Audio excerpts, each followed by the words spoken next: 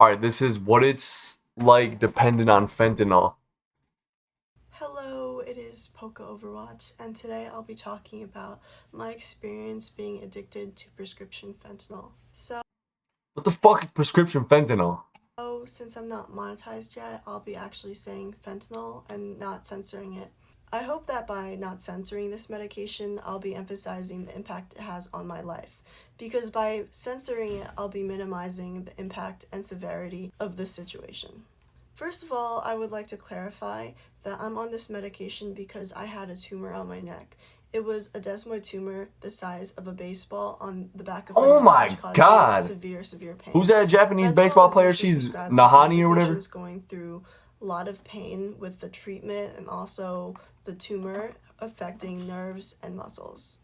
Cancer is a very painful thing to go through, so by utilizing things like fentanyl, morphine, This hydromorphone, things dude. like that, it helps decrease the pain and improves the quality of life of a cancer patient. I Oh, also she want has cancer? Oh my god, I'm so sorry.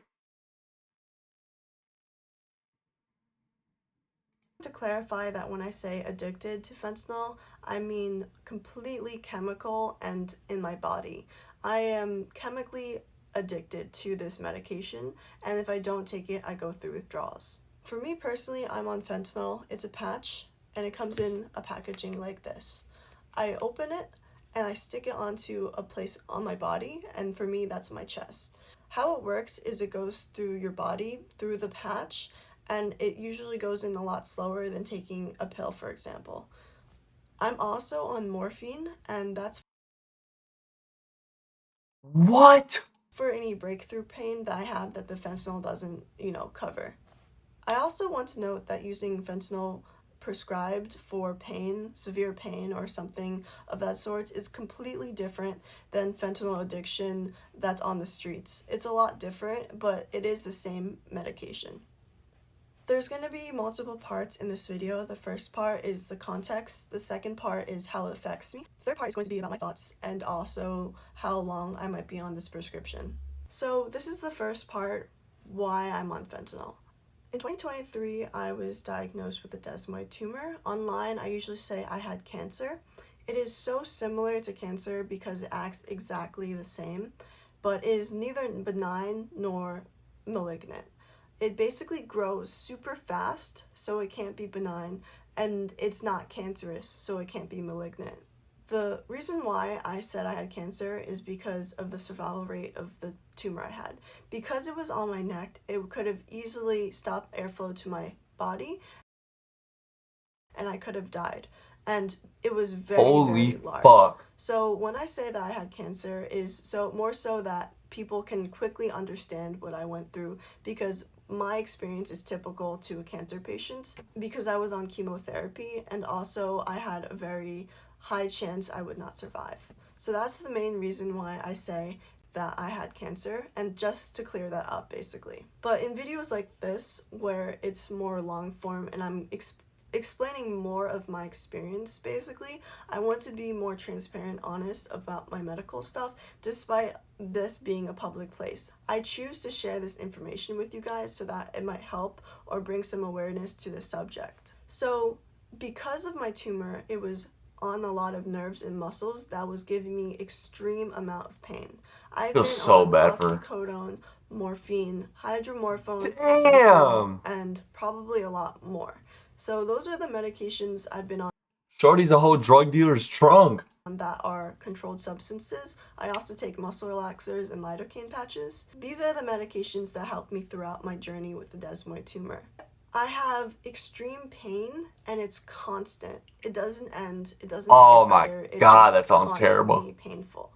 And because of that, I need a medication that provides me relief completely throughout the day, 24 hours in the day.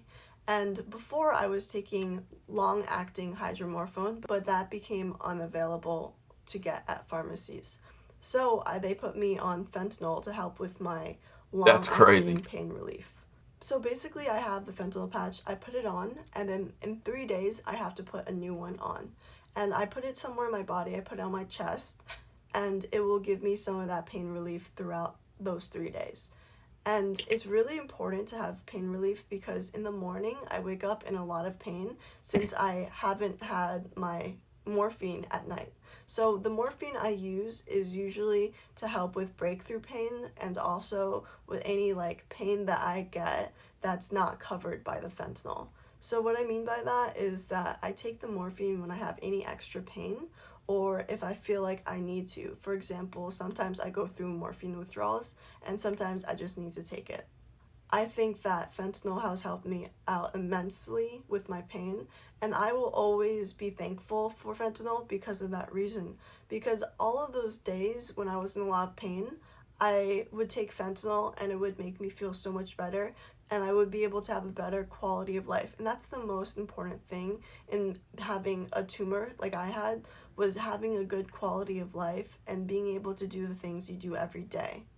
I was actually put on fentanyl only about a year ago, I would say, and ever since then I've been using it, but it's very, very hard to get it at the pharmacy, so I have to go to my hospital to go and pick it up because a lot of times they don't have it in stock, they don't have it like available, and it's very hard to get it. So I have to travel from where I live to my hospital, which is about an hour and a half away, and I have to do that once a Oh my god! month, which is a little bit of Always remember that someone else is struggling worse than you. And that's like a very like hard thing I know to understand for a lot of people. There's someone always doing worse than you. And that sucks, but it's the truth.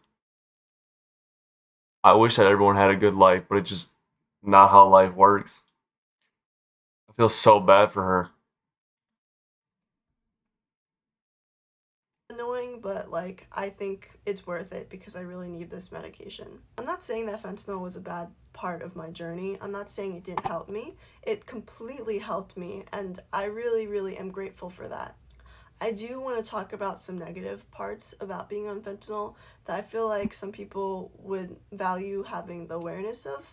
And I think it's really important to be transparent about this medication. I'm not going to say it's completely amazing, it's great. I'm not going to say that. This is the second part of the video, how it affects my daily life.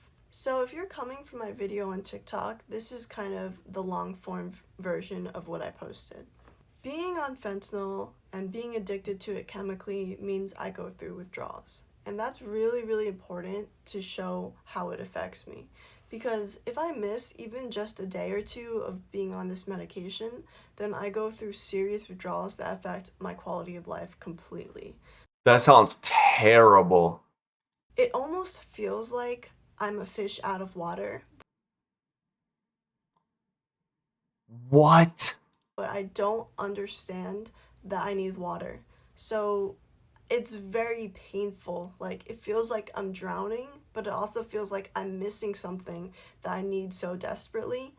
I can't like wrap my head around what I need in that moment because I know it's chemical. I need my prescription. So it's not even like being hungry. It's not even like Dude, that would fuck with me so bad. Like, that would honestly probably make most people go schizophrenic. I'm not a doctor, I don't know, I'm just saying, like, that would probably make people go fucking nuts. thinking of the act of putting on my medication. It's literally just wanting something that I don't have, and it's painful. I end up staying in my chair. I sometimes can't even get out of bed, but I stay in my chair at my PC and I think to myself, I can't move. I can't do anything. It feels almost like my body has so much weight Bro, if you can walk without pain, you're lucky. Just remember that. You're lucky. I feel so bad for her. to it, and it feels like I can't even move a muscle. I end up staring at my phone, just doing whatever I feel like I have the energy to do, and I can't even post a video, I can't even edit a video, I can't even answer phone calls, answer emails. I'm literally stuck in this state where I can't think, where I feel no energy, and I feel just defeated.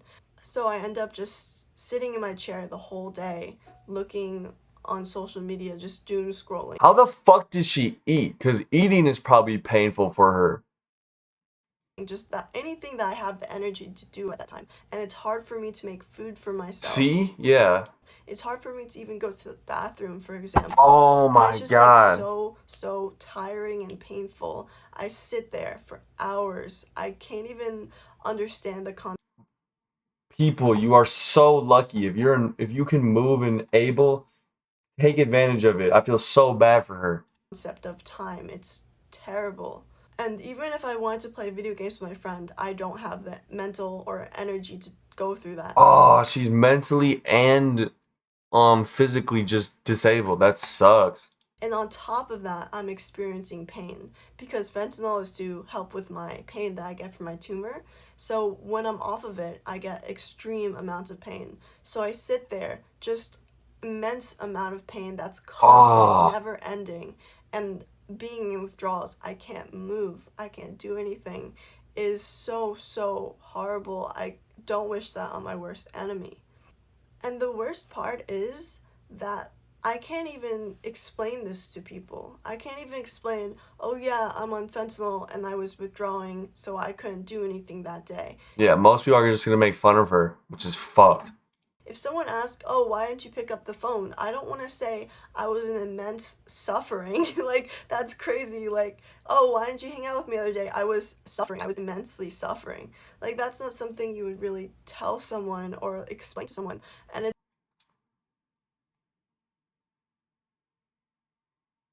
it's very isolating. As a friend, if I was her friend, I wouldn't mind knowing that. Because I'm a person that likes context. Like, context and knowing someone's perspective is like very important nowadays. That's something that we lack a lot of, and a lot of people aren't willing to share because so many people have done them wrong in the past. So I guess it makes sense, but it's also like someone like me who actually cares and wants to learn about people, it sucks. Going through this alone. Like, I have to just fight this battle by myself because most people won't understand ever this feeling that I get being in these withdrawals. It is the most painful thing ever because I feel so alone and isolated. And I just wish for someone to understand what I'm going through. And this is like partly the reason why I'm making this video, is because I want people to understand this is the reality of being on a medication like this. And I don't want to be suffering through this alone anymore. I want to put this out there because what if another person is feeling the way I felt, like going through this alone, not being able to tell anybody, and they see my video and they realize that people go through this too. Like, people go through something that most people in their life don't have to face. There's someone else going through it too. Everyone suffers, struggles, and deals with something, and then there's always someone that deals with it more. Just remember that everyone and everything is going through something. It's just different levels of that something. I post videos about these topics because when I go through them, where are these videos? Where are these videos to help me not feel alone? I decided to be the change that I need. And I think that's why I started making videos like this, because I want to help people. But my quality of life when I go through these withdrawals are terrible. And I almost feel like I'm not even a human, and I'm lacking, and I'm so shameful of myself. Because think about it, cleaning your room, making food for yourself, those are morally neutral things. Doing those things don't make you a good person. Not doing those things don't make you a bad person. So why do I feel so shameful not being able to do those things when I know in my head those are morally neutral things? It doesn't make me a good person to clean my room, but why does it feel so awful when my room's messy and I can't do it? And why do I feel so shameful that I can't? But it's not. It's just, you have to be kinder to yourself, and I have to be kinder to myself to know that I didn't clean my room because I'm going through something very painful and scary, and at least I can be kind to myself to do those things. And when I finally do, it's almost like I'm putting myself back together.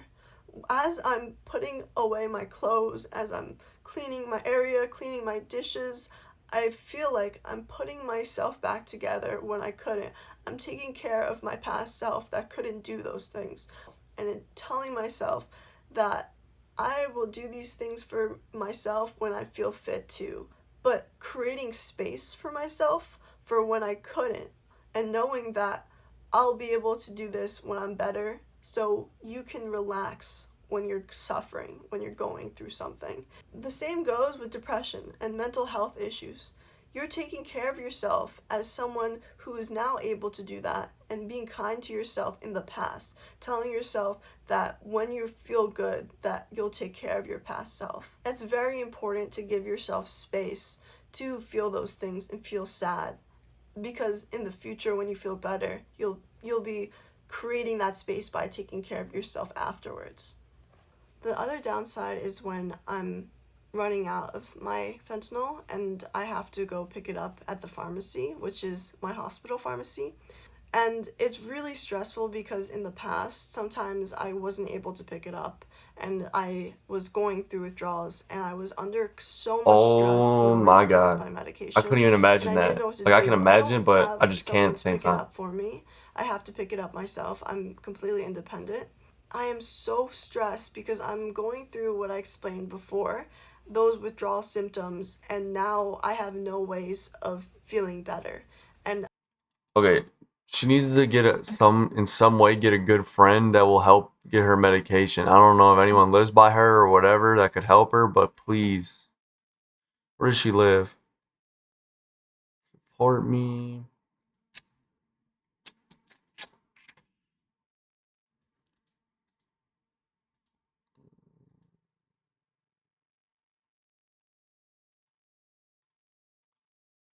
I sometimes didn't even know how I'm going to get there, how I'm going to pick it up, if the pharmacy will even have it. The reason why I started going to my hospital was because there were so many instances of me not being able to pick it up at my regular pharmacy, and I would experience such crazy withdrawals, and I was so under so much stress because I didn't know how to get them. I didn't know what to do. I can't even explain the amount of trauma I went through trying to get my prescription and not being able to get it because I had nobody.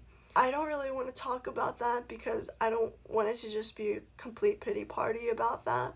But I do want to say that was another part of stress I had to go through with my prescription. Those are the main things I struggle with fentanyl medication, and I feel like it's very, very important to talk about not only the good parts about it, but the bad parts. Here's the third part: my thoughts about fentanyl, and also will I ever get off of it.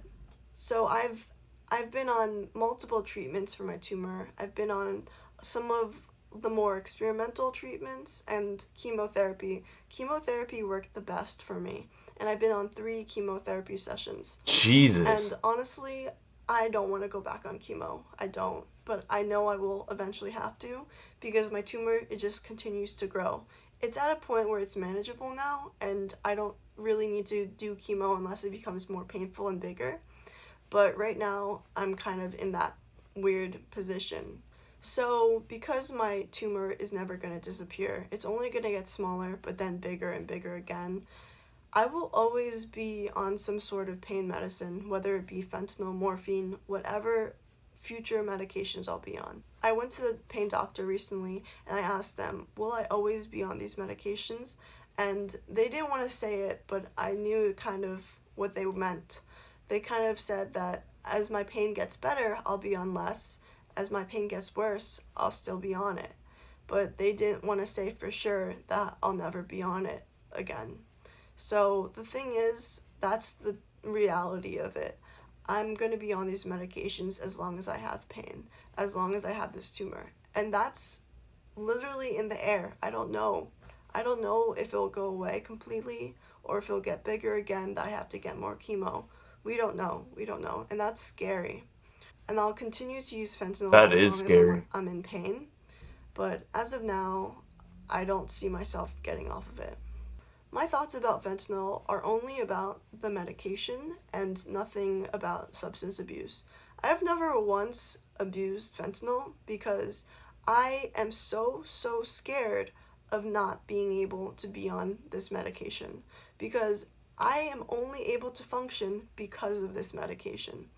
And if there is any chance that it can be gone, I won't have it and I will be in pain, I will make sure that I will always be able to use this and not ruin my chances.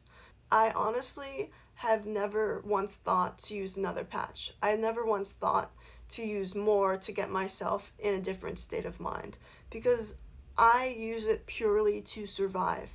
So, my experience is being chemically addicted, and I hope you guys understand with my explanation, and hopefully, it brings some awareness and enlightenment to some people who may be on it or may not be on it. Maybe you have a similar experience with a different medication. I just want you guys to know you're not alone, and maybe you learned something that you might have not known. Thank you for watching my video. I post on every Wednesday, every week, and I also post on TikTok very frequently, so you can follow me there. But I hope I will continue shedding light to these situations and my own experiences so you guys can start to feel a little bit better and you can be more kind to yourself. And even if you have nothing to do with what I've been talking about, be nice to yourself and take care. Bye. Damn, bro. That's fucking insane, bro. I wish she could get better, but she just can't. God, that sucks. Just remember. Damn, bro. That's sad as fuck. That makes me feel like a shitty person, but